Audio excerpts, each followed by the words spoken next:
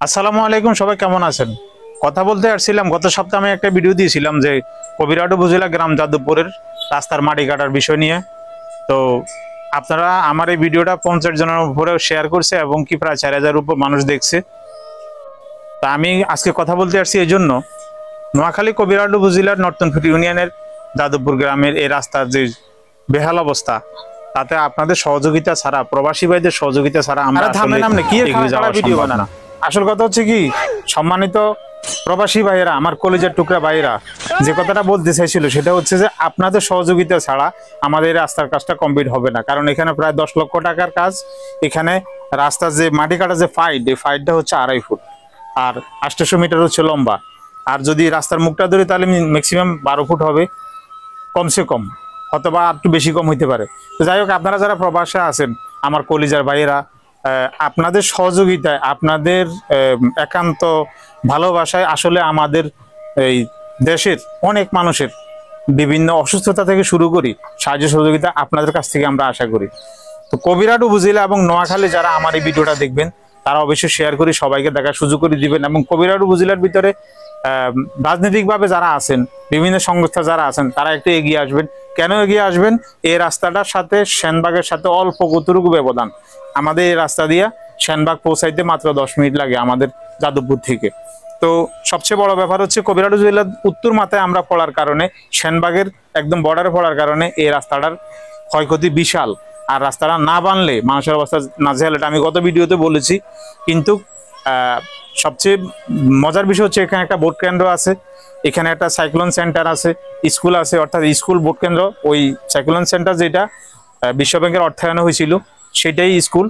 এখানে একটা নুরানি মাদ্রাসা আছে, এখানে একটা মসজিদ আছে, 3টা প্রতিষ্ঠান এখানে একসাথে। তো এখানে হাজার হাজার মানুষ আসা যাওয়া করে।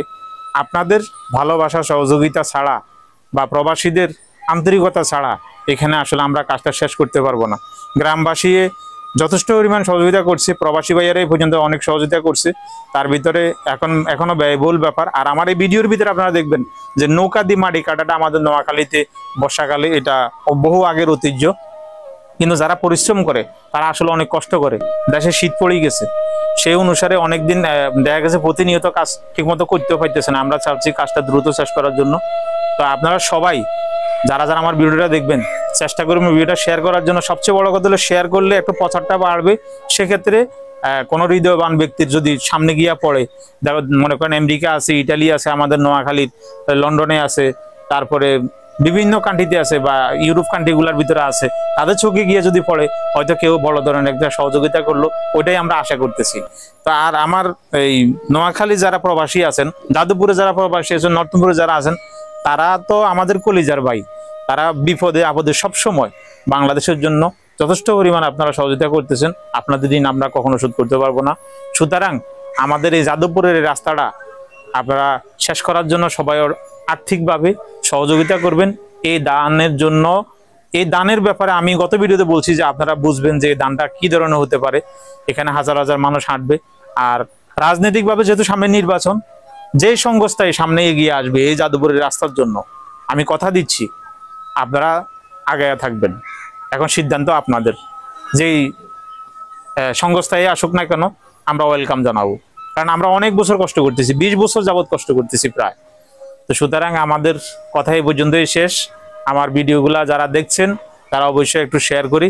আমাদের এই যাদবপুরের এই রাস্তার কাজের জন্য আপনাদের সহযোগিতা, আপনাদের ভালোবাসা, আপনাদের অনুপ্রেরণা, আপনাদের কাছ থেকে অর্থ দিয়ে আমাদের এই কাজটা আমরা শেষ করব, এটা হচ্ছে শেষ কথা।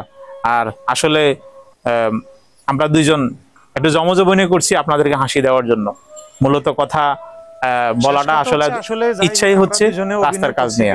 তো সবাই ধন্যবাদ, ভালো থাকবেন, আল্লাহ হাফেজ। তবে ভিডিওটা শেয়ার করে দিবেন, আপনার শেয়ারের মাধ্যমে আমাদের একটু প্রচারটা বাড়বে।